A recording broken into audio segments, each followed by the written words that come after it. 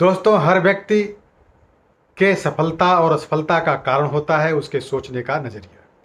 किसी भी कार्य को करने से पहले जो सबसे ज़्यादा मायने रखने वाली चीज़ है वो हमारे सोचने का नज़रिया। अगर हम सकारात्मक सोच के साथ उस काम को करते हैं तो अंदर से हमें ऊर्जा मिलती है उस काम को करने के लिए, जिससे हम उस काम को आसानी से कर लेते हैं।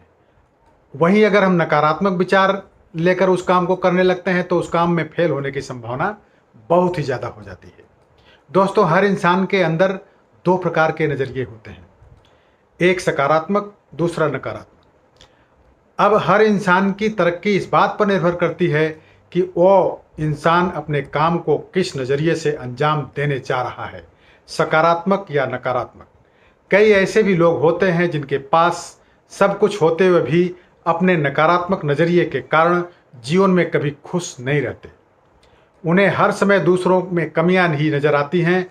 ऐसे ही एक इंसान की कहानी हम सुनाएंगे जिसके पास सब कुछ होते हुए भी वो खुश नहीं रहता था और हर चीज़ में उसको कमी ही नज़र आती है।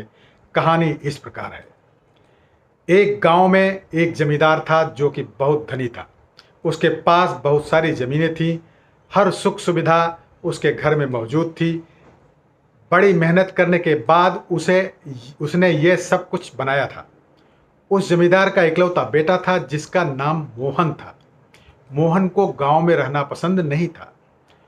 वो सोचता रहता था कि शहर कितना अच्छा है, वहाँ पर सारी सुख सुविधाएं उपलब्ध रहती हैं। मोहन अपने पिताजी से जिद करता था कि हम सब शहर में जाकर रहेंगे, गांव में अच्छा नहीं लगता। पर उसके पिताजी कभी तैयार नहीं होते।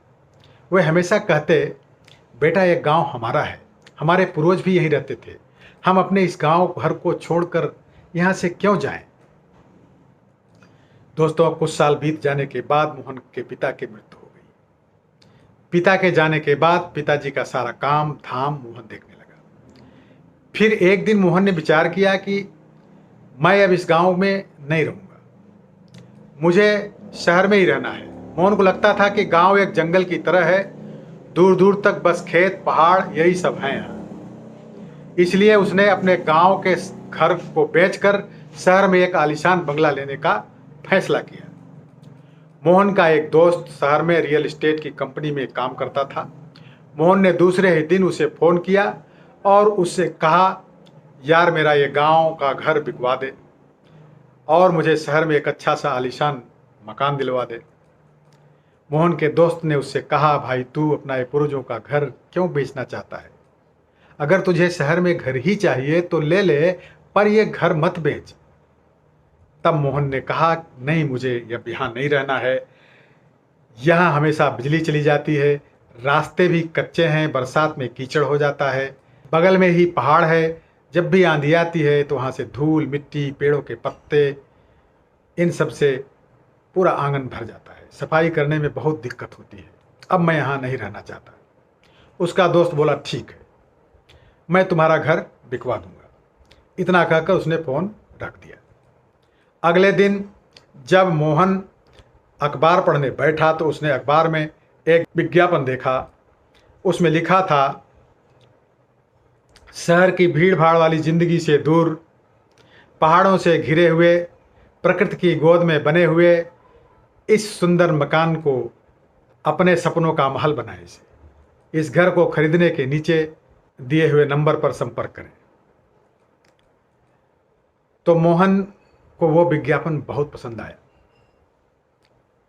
उसने उस घर को खरीदने के लिए नीचे दिए गए नंबर पर जब कॉल किया तो कॉल करने के बाद दोस्तों उसे पता चला कि ये तो उसी के घर के को बेचने का विज्ञापन है।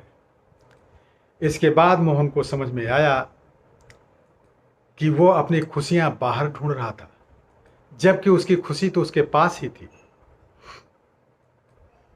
मोहन को अब अपने पसंद का घर मिल गया था। वही अपना पुराना घर ही जहाँ में रहता था, वही उसे पसंद आ गया वो विज्ञापन को देखकर।